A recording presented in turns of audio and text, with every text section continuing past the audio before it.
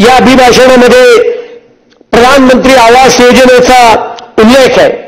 या सदनाने माननीय देवेंद्रजींच्या नेतृत्वाखाली 2018ला 2011चा या संदर्भातला कायदा पास केला आणि एसआरएतल्या जवळजवळ संपूर्ण लोकांना त्या ठिकाणी घर देण्याचा पर्याय उपलब्ध केला. 2.5 वर्षाच्या यांच्या कालखंडात यांना प्रधानमंत्री आवास योजनेतल्या मुंबई शहरातल्या घराची किंमत सुद्धा ठरवता आली नाही. पण आपल्या सरकारने मुंबईसारख्या शहरामध्ये 300 चौरस फुटाचं घर प्रधानमंत्री आवास योजनेमध्ये अवघ्या 2.5 लाख रुपये देण्याचं काम हे शिंदे फडणवीस सरकारने केलंय. याबद्दल या सरकारचं मी मनापासून अभिनंदन करीन. पण या कायद्याच्या अंतर्गत आणखीन काही गोष्टी करण्याची आवश्यकता आहे. एक तर ज्याला ज्याला घर मिळालंय त्याची एक मास्टर लिस्ट तयार करायची होती.